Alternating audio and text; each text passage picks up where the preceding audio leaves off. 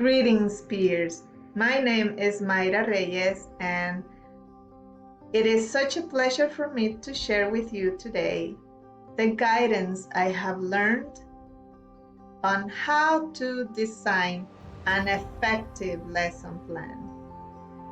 Let's begin. First of all, we all know that whenever you come to work, you need to be prepared.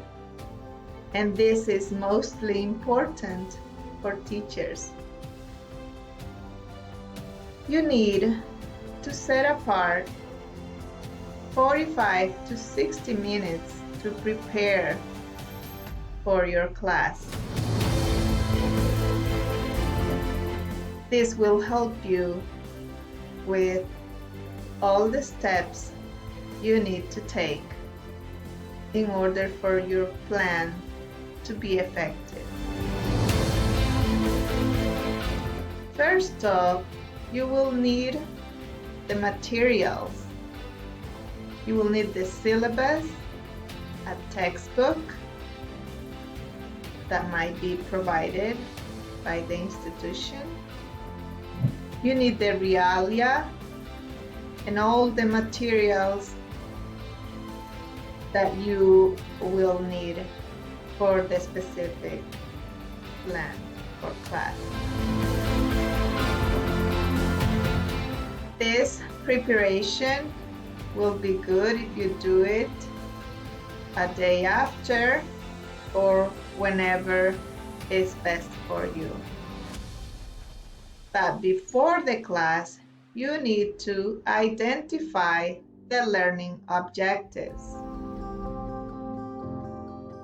Next, plan the specific learning activities, assessments, and the sequence of the lesson. For that, you need to create a realistic timeline and plan for a lesson closure. Next is during class. This will take about 2 to 5 minutes depending on the class. Sharing the lesson plan with your students will help them keep more engaged and on track. How would you do that? You can share your lesson plan by writing a brief agenda on the whiteboard every day, or telling students explicitly what they will be learning and doing in class that day.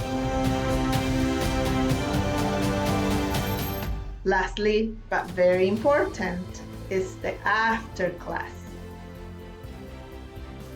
A self-reflection. Always reflect on what worked well and why you could have done differently. Doing this will make it easier to adjust to the contingencies of the classroom. Let me show you an example I have created on Canva.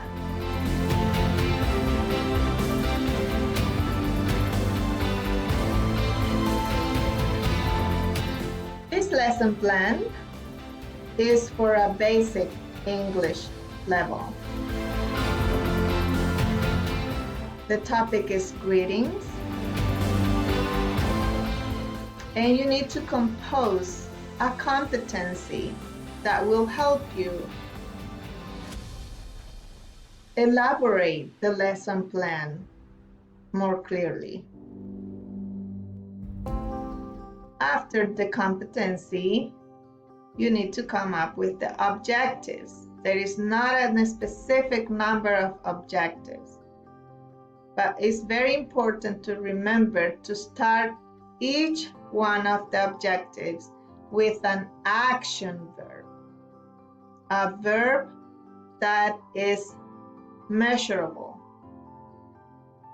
Here, for example, we have greet, introduce, identify. Next, the materials. Based on the activities that you are going to create for your lesson, you will come up with all the materials or realia that you will need.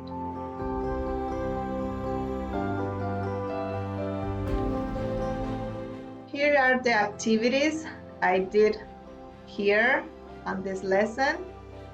First, we have a warm-up activity which will help you getting the students engaged in class, and you will get their attention. Next, we have 2 communication practice activities which the students will communicate with each other. For me, it is very important to incorporate a game in each class so the students have fun learning and enjoy it more. It is also very important to have a break time. Because of the pandemic, the learning time have shortened. So it is very important to give them a 5-minute break, even if they are in the classroom all the time. Next, I have incorporated a language activity, which they will give an input or will show what they have learned during class. Lastly, we have a wrap-up activity. And very important at the end of the class to have an assessment activity. In this case, the assessment is to provide, students will provide acquired knowledge through orally introducing a classmate without any help. This assessment at the end of class can be an exit ticket, a short quiz, something that students will demonstrate the knowledge acquired. This is it from my end. I hope you have learned something new and also incorporated in your class. Thank you very much for watching.